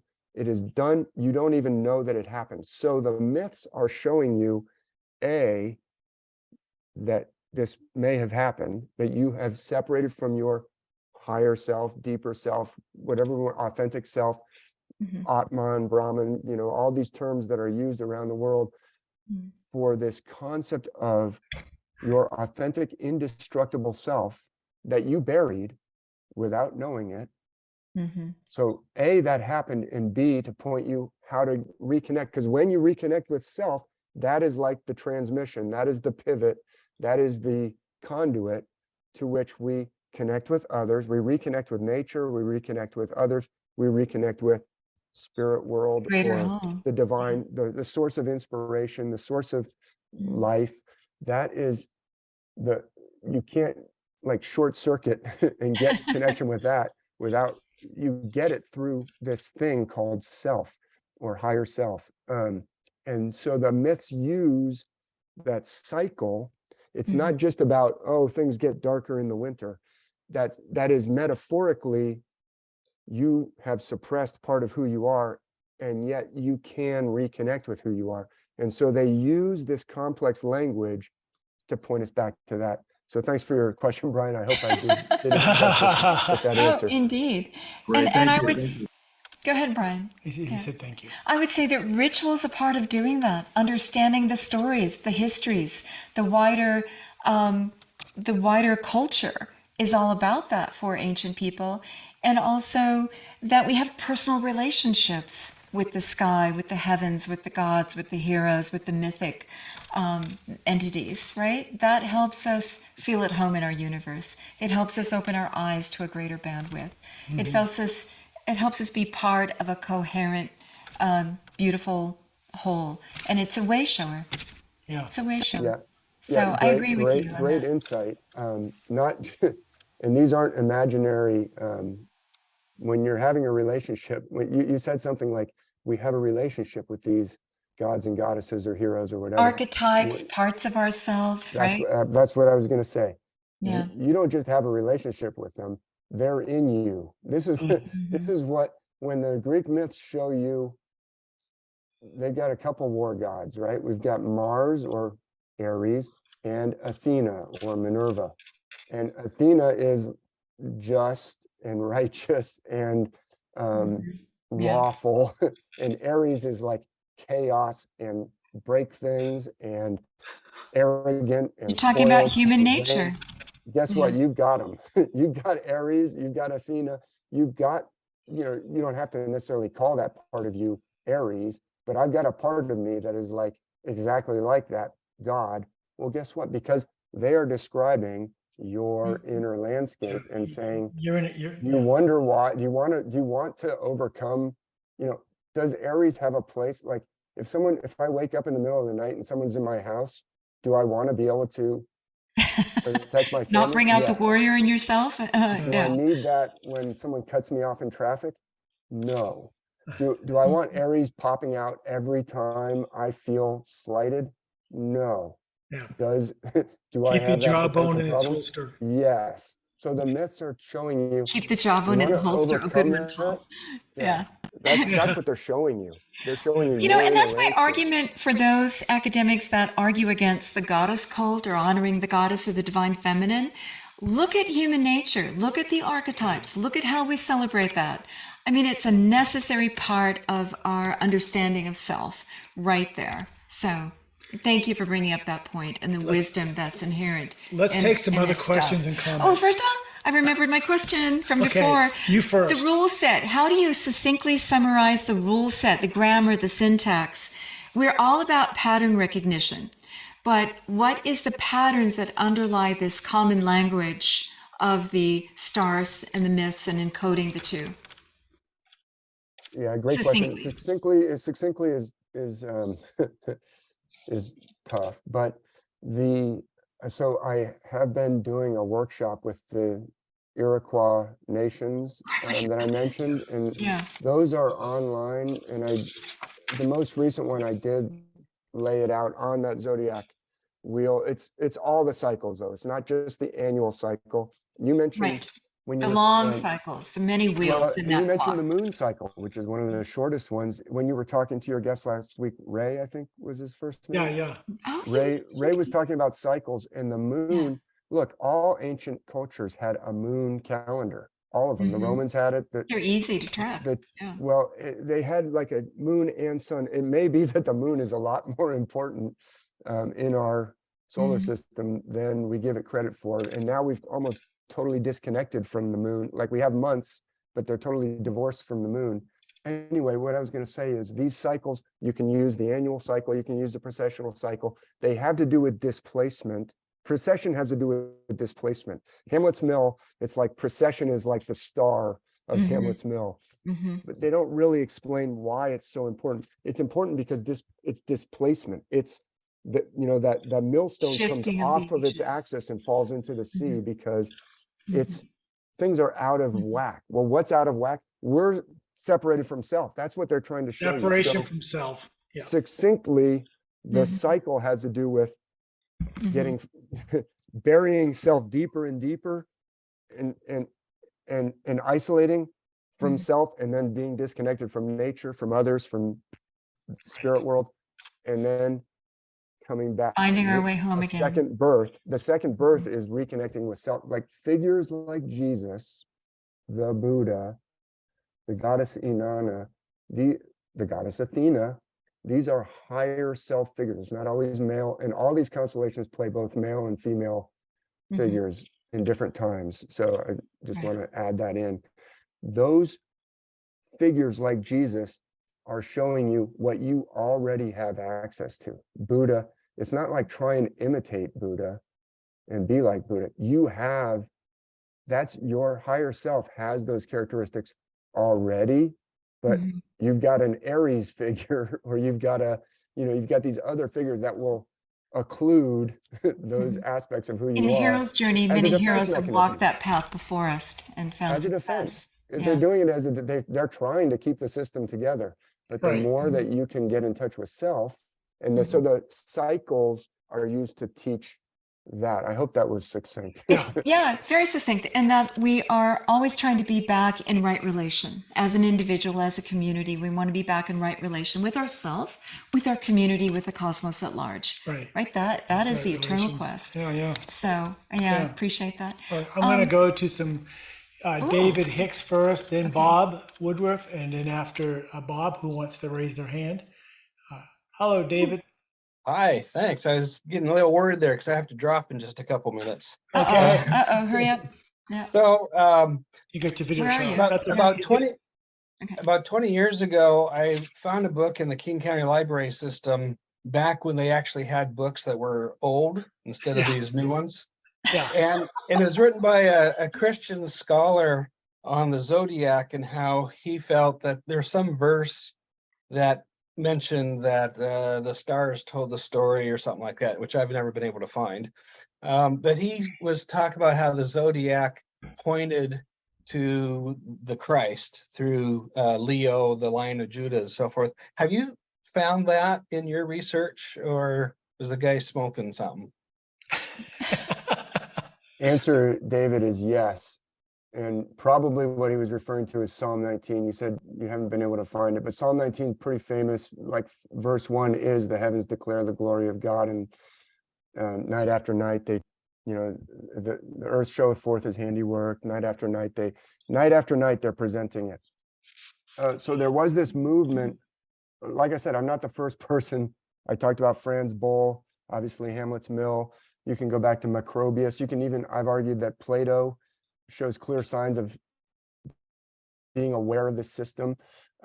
So there was a movement around the late 1800s within some literalist Christian, preachers. Also, Alice Bailey was around the same time talking about, the 12 labors of Hercules, 12 zodiac.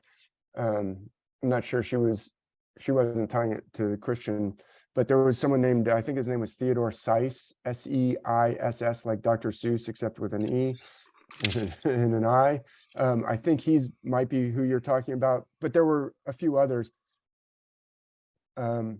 So there were Christian preachers who went that route and tried to say, so you see, if you have a omniscient, omnipotent God, clearly God could but that's a dangerous argument to make. And I think the Christian church kind of dropped that argument after a while, because if you pull on that thread too much, you might open Unravel. up people to the other conclusion. Wait a minute. Well, if it's all, could it be that the figures, because I can show you that Moses crossing the Red Sea is in the constellations. I can show you, you mentioned, the tribe of Judah, all the children of Jacob, whose name was changed to Israel, are based on constellations, and it's quite clear. So if you go down that road, the question that you invite is, well, is it possible that these are metaphorical first? Because like I said about Samson, if he used a jawbone and Maui used a jawbone and a figure in South America used a jawbone of a tapir, well, did God put it into the stars only for Samson, and then those other ones are just stories? Or and you also have the problem of, well, did Samson have free will then, or did he just have to use the jawbone? Like, you get into all kinds of problems with that line of reasoning. Right. So you don't hear it very much anymore. And I'll just close my answer. I know you have to go, so I'm trying to talk faster, but there was a preacher in the early 1800s, Robert Taylor, who's influenced a lot of my work. His works are online. Robert Taylor, he wrote, well, his speeches were collected after he died and published. He has all these sermons. He was a preacher who was kicked out of the Church of England for talking about this, because he became very insightful at connecting the Bible stories to the stars. Unfortunately, he never saw them as having an uplifting purpose. He saw it only as, well, isn't this a giant trick that's been pulled on everybody? And he was very cynical. And you can understand that a little bit in that he lost his livelihood preaching about this. Then he was actually thrown in jail on different occasions for preaching heresy, right? For basically a total of 3 years, not all at once, but talking about this, he was thrown in jail. He didn't connect it to, this has a purpose of reconnecting to higher self. He basically sees it as kind of like a secret society code that is used to pull the wool over people's eyes. And I find a lot of evidence that this is actually for a positive and beneficial, uplifting message. But anyway, Robert Taylor writes about this too. So there are a few preachers who tried to go down the road of, it is all based on the stars, and that proves the Bible. But actually, they've pulled back, and you don't see that anymore. I hope that's a good answer. It's a great Yeah. question. Thanks, David. Yeah. Thanks, David. Yeah, let's go to Bob Woodruff. Yeah. He is. Here He has a lot to do with the stars. Yeah, Yeah. well, yeah. Yeah. And Bob, your video, everybody's leaving their video off. Go ahead, Bob. Okay, Bob. Yeah, this is very interesting. I was just wondering if the specific story of the crucifixion and and the raising from the dead and things like that, if that could be tied into the stars, into celestial patterns. Yeah, I absolutely argue that it is, Bob. Again, I know that gets into, for some reason, it's got to be literal in order to be true for some people. But like the Odyssey, I've mentioned several times as being really important to my life. And I see new things every time I read the Odyssey at different stages of life. When you read it at 18, you might identify with different things than when you read it at 48 or whatever. Does that mean that I have a problem if someone told me Odysseus is a completely mythical figure? Nope. Or Hercules? Nope. It doesn't mean that those myths have no meaning or purpose. So yes, it is absolutely celestial. The cross itself. So I mentioned, let me just share my screen briefly in answer to your question, Bob. Yeah. This is this system, this constellation here is Ophiuchus that I've outlined here. Ophiuchus right there. Can you see it? Mm-hmm. Yes. Ophiuchus is a pivotal figure, and it is the higher self figure in many, many myth systems, including it plays the role of the Buddha, including it plays the role of Krishna. It plays the role of the goddess Athena, who springs out of her father Zeus's head, fully formed, fully grown, already armed for battle. And it plays the role often of Jesus. Jesus does sometimes say things that relate to the constellation Aquarius as well, the sign of the Son of Man that separates the sheep from the goats. Well, Aquarius separates the sheep of Aries from the goats of Capricorn. But so that is the sign of the Son of Man coming in the heavens. This is all right out of the texts themselves. But Ophiuchus is right next to, I showed earlier Virgo. This is Virgo, the Virgin, right here. Notice how Virgo looks going across the sky. She's basically on her back with her legs elevated and raised, which when you see a woman on her back with her legs elevated and raised, then you know, of course, that she wants to give birth or have sex, right? Both of those things Virgo relates to. And like the myths are not bashful about sex. Like Abraham and Sarah are always sporting with each other, and the kings are looking out the window going, wait, why are you sporting with, I thought you said she was your sister. So sometimes Virgo will be envisioned as having sex. Sometimes she'll be envisioned as having a baby. But this is how a woman looks when she's about to have a baby. Legs elevated and raised. Who could she be giving birth to? Well, Ophiuchus. I know, big baby, but that is the seed of the woman that steps on the serpent, the seed of the serpent in Genesis 3:15. And that is also the child of the Virgin Mary, who is later crucified. You can see Ophiuchus looks like a cross. I mean, it is, and he's crucified in between two thieves. Look at the two sides of Ophiuchus. Ophiuchus is like this central figure with two serpent halves. The name means serpent holder. It looks like it's holding a serpent. But I can show you paintings from the Renaissance of Jesus being crucified and the two thieves on either side in these contorted positions. They're not on a regular looking cross. They're all twisty looking. Why are they all twisted looking? Because they look like the two halves. That's the two thieves he's crucified in between. Interesting. Hopefully that is just a brief. And he had one foot in the Milky Way as well. He does. He has one foot also in the zodiac line, the ecliptic path. So let me just close the loop.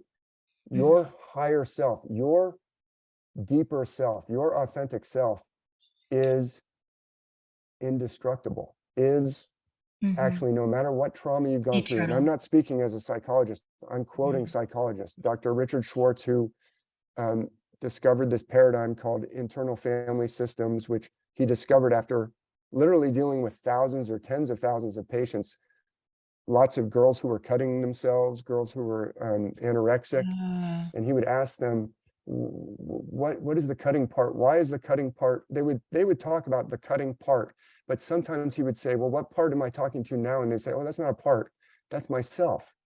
No matter what trauma you've gone through, there is this indestructible self.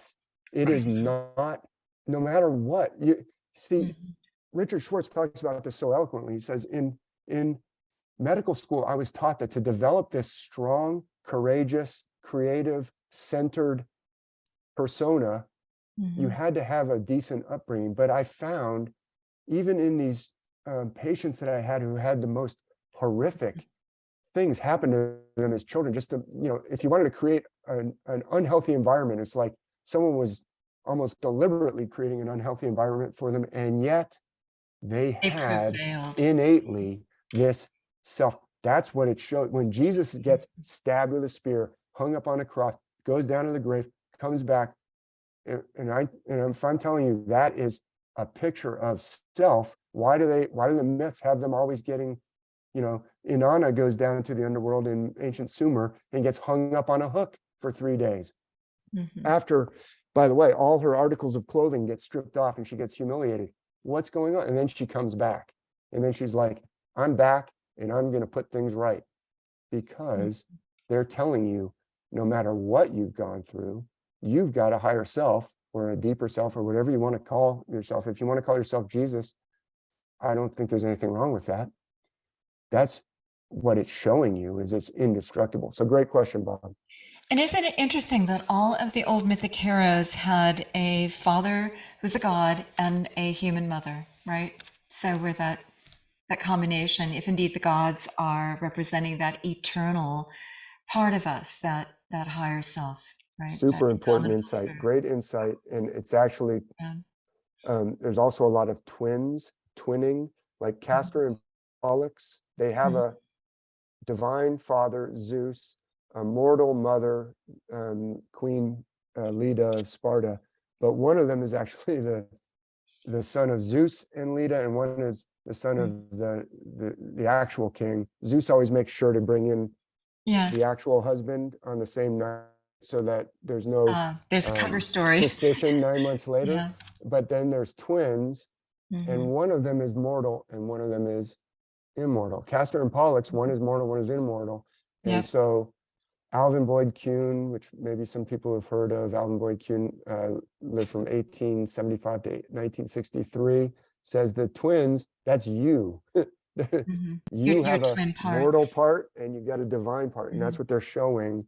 And so the divine father and mortal mother, that's trying to say, look, you've got a physical, material body, and you've got a divine spark. Great insight there. And Zeus could appear as a swan when he's raping Leda. What he did. So the animal spirits are also part of that. Well, the swan is right next to the constellation that plays Zeus. There's a swan. It goes right down the Milky Way. It's named Cygnus, the swan. Can you come back multiple times and walk us through all these myths and the different cultures? I would so want to know and be more familiar with the different cultures through their mythologies and their constellations. So are you open for multiple visits? Could we do that? We can come back.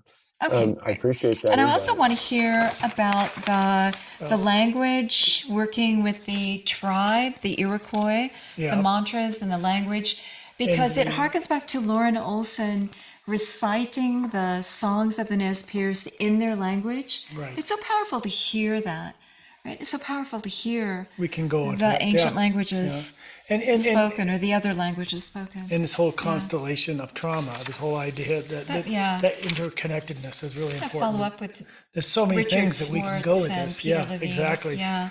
We need to better understand ourselves. That's part of the quest, right? It's an endless, lifelong journey. Been our journey as best we can. So Continue many to ask avenues questions. to it. Yeah. But I want to say, Bobby Middendorf says Venus's disappearance from the night sky, we talked about the planets, the underworld journey of the feminine touches in on the 40 days and the 40 nights tradition. There's another one. In Jesus's had the 40 days and 40 nights, which ties to her disappearance from the night sky. And indeed, that's Persephone's journey, right? Go to the underground, disappear from the horizon, below the horizon, return. That's a rebirth. So we see that in other myths with other characters, and we saw that with the llama. Go ahead. What's with that? Your comment? Because the planets do play a part. They're easy to track and watch. At least some of them. No, it's a great point, and it's very interesting that Venus is mostly seen as a feminine energy. Like how are these across cultures characteristics like shared? Like why is it that the constellation that plays Zeus has these characteristics in other cultures? Zeus is a jolly, the word jovial comes from the name of Jove, which is Jupiter, Zeus in the Latin. And the ancients actually saw, when they would go to other cultures, they would say, oh, well, like Herodotus says, well, they call Zeus Ammon. Like when they came to other cultures, they recognized, they didn't have any problem with, oh, well, that's clearly talking about the same God. They just have a different, name. It's really interesting.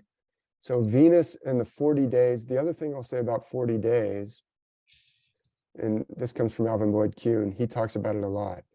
Why is 40 days so important? We find it in myth. We find 40 years in the desert. We find 40 days, 40 nights, these kinds of things. And he points it out in this book about Halloween. He says Halloween, interestingly enough, he says it has to do with the fall equinox. And then he says, now, those of you reading this may be scratching your head saying, what are you talking about? That's September 21, September 22. He says, it's 40 days after the fall equinox. You get All Hallows Eve, All Saints Eve, All Souls Eve, and then All Saints Day.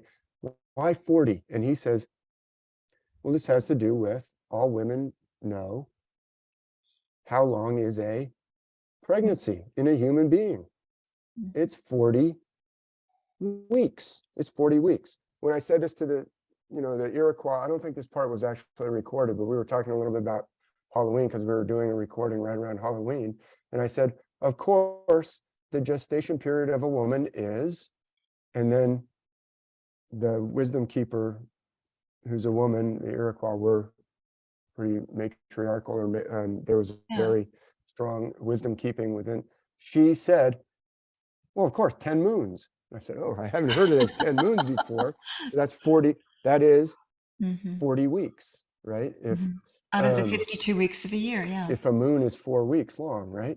So 40, now you can't very well encode 40 weeks later if you're trying to do Halloween. If it has to do with the birth, so you change it into 40 days to represent, this is the birth. Anyway, sometimes these numbers will be used. Yeah, we'll turn it into 40 years, we'll turn it into 40 days. But that number 40 does have to do with feminine energy and also giving birth, which is like, if we didn't have that feminine energy to give birth, there would be no people. So it's a really great point. I'll just stop rambling about it. I just want to point out that you mentioned, why do we find the same elements of the stories among such widely divergent geographical areas and cultures and eras, right? They're separated widely around the world in time and space. And so there's a couple researchers we have coming up that aren't tracing the constellations so much as they're tracing the elements of shared stories. And one of them is James Harrod. He's following migration routes with, say, Siberian myth elements, with native cultures here that we know they had migration routes and all of that. He'll be coming on at some point. And then Michael Witzel has written about the decoding the elements of the story, just these little elements that you just don't make up, but they're consistent. He's not tying it to the constellations necessarily, but he's finding them worldwide, and he's presenting two mother cultures, one Africa, Australia, and one Europe, Asia, North America, and the rest of the world, so that one older, one a little bit younger, but going way, way back in time. And in Goodman's work, she's also tracing disparate elements and posture, and there's not been a lot of work done on this, but is there a cultural connection, right? How are these shared? I mean, that's an intriguing question we're starting to investigate. Next week's discussion too. Yeah. So I just want to say that there's many ways of tracing these early shared cultures. And I want to emphasize that you don't need to be a culture that builds monuments, that builds fabulous ancient cities. I mean, Hancock's looking for the buried evidence, trying to trace it back through time, but there's other evidence. And one of these are the stories and the mythologies, the symbols, that's a and great the artwork, which is a little bit more readily accessible. Yeah. Well, let me go to Fred Smith, because being a Vedic scholar, I'm sure he has a comment on that as well, what you're saying exactly. Hello, Fred. Oh, and he's written a review of Witzel's books. Yes. Thank you. I'm enjoying what you're saying here. Yes, I've been looking at the stuff myself, and from my perspective is basically from India, from classical ancient India. And yeah, I'm kind of impressed with how far and wide all of this goes. I guess I was thinking about, among the points you were making about, I kind of got sidetracked with where was it that I got sidetracked a few minutes ago? Ophiuchus, I guess it was. Oh, And I did remember that when I was I read about that some years ago when I was in Delphi, in Greece, in Athens, Delphi, that area, that this was associated with the ancient oracle there. And I was interested to say, how far did this travel beyond that? Or indeed, how justified are we in making all of these connections? And how far back does all this stuff go? I mean, I know that Witzel's book, which you're probably familiar with, works along different lines. Yeah. Populations Comes to a similar conclusion. Yeah. It comes up with some of these same conclusions through tracing diffusionary streams rather than independent astronomical observation from different parts of the world. But I mean, would you really argue that there's a lot of, I mean, how would you say that the diffusion operates within what you're talking about? That's really my main question for you. Yeah, it's a great question, and I'll show a couple ancient India slides in a second. But so where did it all come from, and how did it get around the world? So in that first book that I showed you when I was kind of walking through some of the books that I've written, the Ancient Worldwide System, I go into ancient Egypt and I show their artwork of like the sky goddess Nut and Geb on the earth, and they had to put Shu to keep them apart because Nut and Geb were having basically constantly embracing, i.e. they were constantly having sex. There was no room for life because the sky and the earth were together. So we had to put Shu to hold them up. So Geb, Shu, and Nut. And by the way, Moses, when his arms are up, then they, defeat the Amalekites. And when his arms come down, they don't. Like this is all celestial. Geb, Shu, and Nut, celestial. When I go through some of the ancient Egyptian myths and show that they're celestial, and I go through the different avatars of Vishnu and show that they're celestial, and I go through Mahabharata, which is celestial all the way through, and the dice game, we have it's celestial. The most ancient cultures know of ancient China, ancient Mesopotamia, the Maya, Popol Vuh. So, and some of the little tiny artifacts are so amazing that we don't even know how they made them. These little tiny artifacts. So I'm mentioning some of the work of Ben at Uncharted X and other scholars who have looked. There's engineers who have looked at some of the, like the Ramses face, and said, how are they reproducing this face with such precision over and over in very hard matter? It Even appears Petrie that these in the may be 1800s was questioning that. Yeah. these I mean, it is possible that there was you're calling it a mother culture, whatever we want to call it, that, humanity's been around for a long time.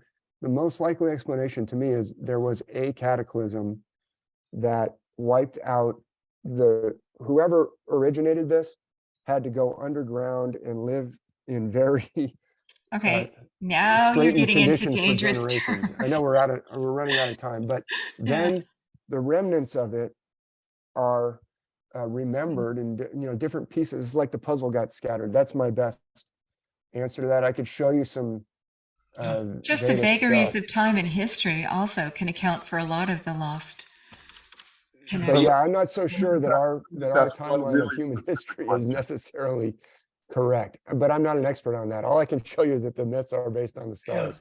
I'm confident Hey, about let me that. ask one really, really specific question that you can answer in like a second. Since I've devoted a lot of my life to the Mahabharata, I want Yes. to like what you said about the dice match and what you relate that to, and what book of yours I can find that. Yeah, that's in the Ancient Worldwide System. That one, it's actually a 900 plus page book. That's the one with Isis on the cover. That's purple, 2019. And the one woman with 5 husbands. Wow. Does Jesus meet a woman and say, "Hey, you've had 5 husbands"? Amazing. And Draupadi has the 5 Pandavas as her husbands. It's like really interesting. But I can show you some celestial things about beam artwork, Bhima artwork. If I have time, I'll get into it a little later. I know we're bumping up against the time, and Lelania's had her hand up for a long time. We'll go to I feel Lelania. bad. Yeah. We're willing to run a little overtime if Yeah, you we're are. not going to watch the Yeah. clock too much at this point, but yeah. Fred, did we answer that last question? Yeah, I'll just look around in this 900 page book of his. Do There's you have a couple little bit chapters more on ancient specific of an India. answer There's a to few Fred? You have a little chapters. more specific of an answer to Fred? There's lots Yeah. of illustrations in there. Oh, well, yeah. So the dice game, well, in the Iliad, we see lots of ancient pottery of heroes playing at this game. They're sitting down playing a game. And in the Norse myths of Ragnarok, you have the golden chessboard, and the gods would play on a golden chessboard. So the ancient system Miley. Yoo-hoo. has to do Miley. with. It's okay. I'm No sorry. barking. I'm Can sure. you hear me? Yeah. Somebody's talking over you for Oh, just okay. a moment. Yeah. The ancient system, the interplay of dark and light, that zodiac wheel, Mhm. that whole thing is the interplay. It's the struggle. It's the great battle Order of and chaos. Kurukshetra. Yeah. Is this, all of these cataclysmic battles, like the Trojan War, they have to do with this interplay, but they are pivoting around. Ophiuchus is like the pivot, and that is the 2 figures playing at like dice or at chess in some of these Greek vases. I talk about it in that book. And also the great square of Pegasus. So the great square of Pegasus, which is in between Pisces, is like that's the city of Troy. That's the city of Jerusalem or the temple that's gonna go down and have not one stone on top of another when it gets down level with the ground, because it's celestial. So the whole turning of the heavens was seen as a great like battle or game or both. The procession is like a putting everything out of order, a disruption of everything. So when the Pandavas have to go into hiding and into exile, it's like they lose their kingdom. It's a displacement, just like Odysseus is displaced. And so it's like this whole, the whole cycle is seen as a dice game, or seen as an interplay of dark and light. That makes sense. I'm struggling to say it fast. Because new rulers, new symbols, a new era, new values. They have to go into hiding. They have to go into hiding for 12 years and then a 13th year. So it's like a 12 plus 1. which is the same as the zodiac plus Ophiuchus, the hidden zodiac. They have to disguise themselves and be hidden for that 13th year. That's your the suppressed higher self. It's all related to this disruption, this displacement, And these the cycles. Okay. the hiding, the suppression of yourself, and then the reconciliation of that. That's what I believe is going on in that whole. It would take a while to spell this out fully. Yeah, that's good. Yeah, and find the links hopefully to it. Hopefully Yeah. that doesn't Confuse us all? No. isn't too Too incoherent. much. It's a great question, and I do Yeah. talk about it, and I Yeah, hope yeah. I hit the high points. Yeah. Yeah. Thank you, Fred. Thank you. I know. Yeah. Lelania, there you are. Well, first of all, thank you so much. This was so interesting and fascinating. I can't wait to get the 900-page book. But Thanks. since there's been a theme running through the whole talk, and Laura's last comment about a lost mother culture, I have found these two books. First, I read The Petroglyphs of Mu, and this is published this year. She was on a Micronesian island and discovered a megalithic site. And she references this guy whose book I got out of the library. And he this was originally published in 1930, but he, in his opinion, presents proof that Mu, Lemuria, was the mother culture, which went down, but it had colonies before it went down, east and west. And one of them was the Maya, and then it went on to Egypt and on like that. So I just think it's an interesting theory, perhaps proof, who knows, of that. Yeah. Chiquette, you got stuck. I think the best you can say is evidence, but do you think, David, when Thanks, we Lelania. bring up the legends of Atlantis and Lemuria, that rather than take them only literally, which many people are wont to do, and looking for the proof that they existed, could you say that they're another set of metaphors? Could you say that there are other legends that have any celestial connections? Yeah, that's a great question, because Atlantis is described in the few little passages that we have as rings within rings, which is an interesting Gears. we see that also in the vision of Ezekiel, which is I've talked about at length, is clearly celestial in my opinion. I mean, it's obviously celestial. It's not literal spaceships. But I should say also, we've mentioned Graham Hancock a few times. He doesn't only look at archaeology, he does look at myth too, and he does talk a lot about Atlantis and those. But your question is a good one, Laura. I would say I suspect almost everything to be celestial until proven otherwise. That's my bias. But a lot of history, quote unquote history, like the works of Josephus, when he's talking about these battles. Sorry, my dog has gotten up and is shaking his collar. I'm going to take it off. When he's talking about these battles, he's using. There's people who have said, "Wait a minute, this looks like the gospel stories." Well, that's Joseph Atwill has said that, and I said, "Yeah, you know why? Because they're both celestial metaphor. It also looks like the Odyssey stories when people are speared like fish." So, what Plato was doing when Plato talked about Atlantis. Plato was definitely esoteric. He talks about, and they talk about it in Hamlet's Mill. I had this vision, or they talk about this vision, and they go out and they see the earth looking like a soccer ball with all these different pieces, and that they're talking about the celestial sphere. I mean, something could be true on multiple levels. It's right? quite possible. Look, I think there was a cataclysm. I'm quite convinced that there was a cataclysm, that the marks of this cataclysm are here on the earth for everyone to see. And I suspect, I don't know when that cataclysm happened. I'm sure we've had many, but Graham Hancock and other researchers local and wider. Yeah, they point to Göbekli Tepe, which has is a fairly recent find, but it was buried deliberately by 9,000 BC or 8,600, somewhere in there, or 9,600. It was buried deliberately. It's as ancient to the Egyptians as the Egyptians are to us, or even more so. Yeah. it's so ancient, Göbekli Tepe. So, and it's got precision edges. It's got carvings of scorpions and other celestial figures. It's massive in its scope. It's something like 70 times bigger than Stonehenge, I think Graham Hancock described it as once.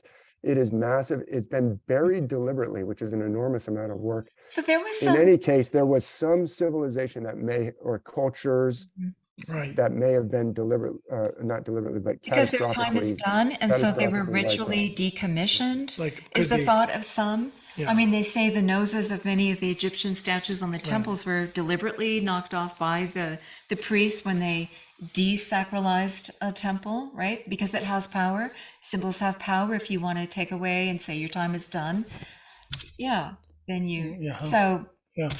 very Thank you. interesting. Thank you, Lelania.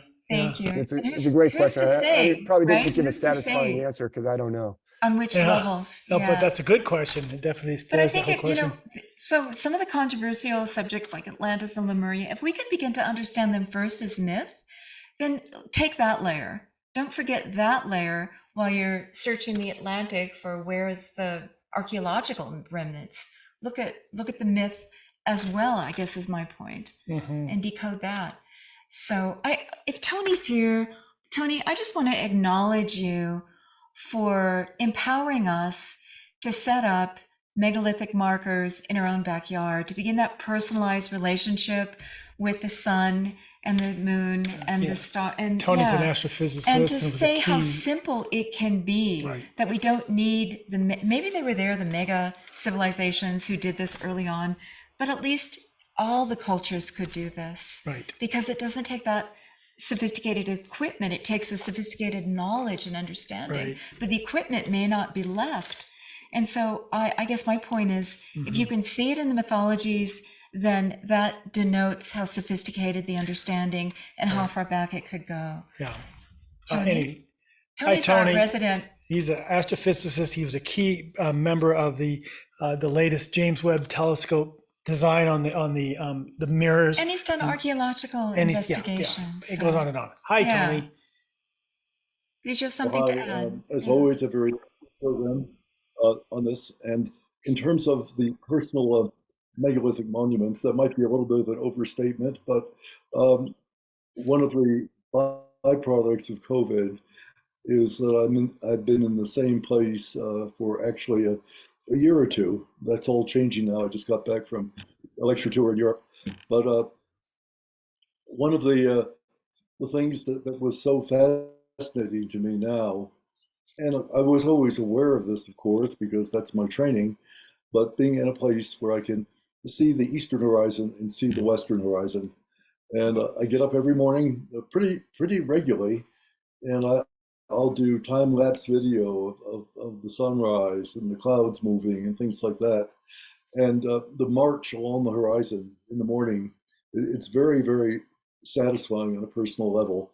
And I could see how at a time when travel was not so much, when we had egocentric models of the universe, Right. where the universe was very small, you would see these things and it would become very important. And I do the same thing at sunset. And then I go one step farther, not to the level that Paul does. And Paul should show his.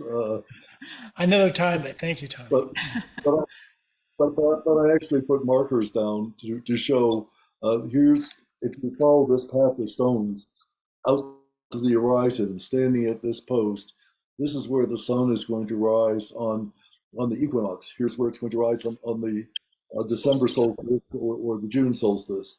And sometimes I'll put in a couple other markers, like where it rises on my birthday, that kind of thing. But it becomes, it's very satisfying on a deep level, on a deep personal level, I'll say that. It's worth doing. And who cares other than me? I don't know. People feel they have to go to Stonehenge and other places to see these things, but I don't. I have gone to many interesting places, and I do get enjoyment and even a sense of significance doing this right where I am. And of course, my dog wants to go out now as soon as Thank you. Thank you, Tony. I just want to say that there's Go just ahead. markers large and small, right? You start to watch where the sun hits on a rock, you put a petroglyph there, Yeah. and then the sun comes back. It's a marker. I mean, Sure, they can be so makes simple. sense. It's just Not of the technology. whole night sky, but We've spent there's that significant relationship. time on this discussion, but yeah, Yeah. fantastic. So, wow, we're out of in time, closing, but- David, we are out of time, but absolutely amazing. I appreciate your diligence, your intensity of research, your ability to consolidate that and to carry that around, not just on paper, but in your intellect. That you're keeping all these dots going and trying to connect more dots. And thanks for being part of this conversation, and of course, also being a graduate of West Point. He's very impressed by that. Yeah, well, no, but yeah, I am, because there's a discipline that you learn in life. There's an element to that many of us maybe didn't learn, and we're just more casual. But there's a focus that comes from that training, and so I appreciate it. Yeah, I'm really quite impressed. And I want to say that the stars and the constellations are not the only way to decode our mythologies, but it's certainly a common thread to them, and to understand the multiple layers that there are to the stories of the ancients that embedded in any story. There's Right. multiple layers as memory codes, as the deeper human story about ourselves, the archetypes, all of it wrapped up. I mean, what a repository Right. in a story, and how fascinating there are. I mean, we're just natural storytellers. We have pattern recognition. It's just culturally Sure. across the board who we are, and some of our most valuable artifacts, and we're beginning to appreciate them more and more. And so thank you. I hope you come back and tell us more about the various Yeah, David. cultures. I appreciate your slideshows and how carefully you put them together Yeah, very in well done. sequence. Yeah. And looking at also language as well, and spoken language and ritual. It's just also much part of the ancient language. Yeah. So Thank you, thank you for David. that. Good work, Well, David. thank you so much. And thank you to everybody who, listened. And I just appreciate the opportunity to tell the story and to, like you said, point people back towards the myths. I appreciate all those positive words too, Paul. But yes, I'm not holding myself or even this system as the, arbiter. I'm trying to point people to this wonderful treasure, this inheritance that we've been given. Yeah. And it's got answers for us there. So thank you so much. I really enjoyed it.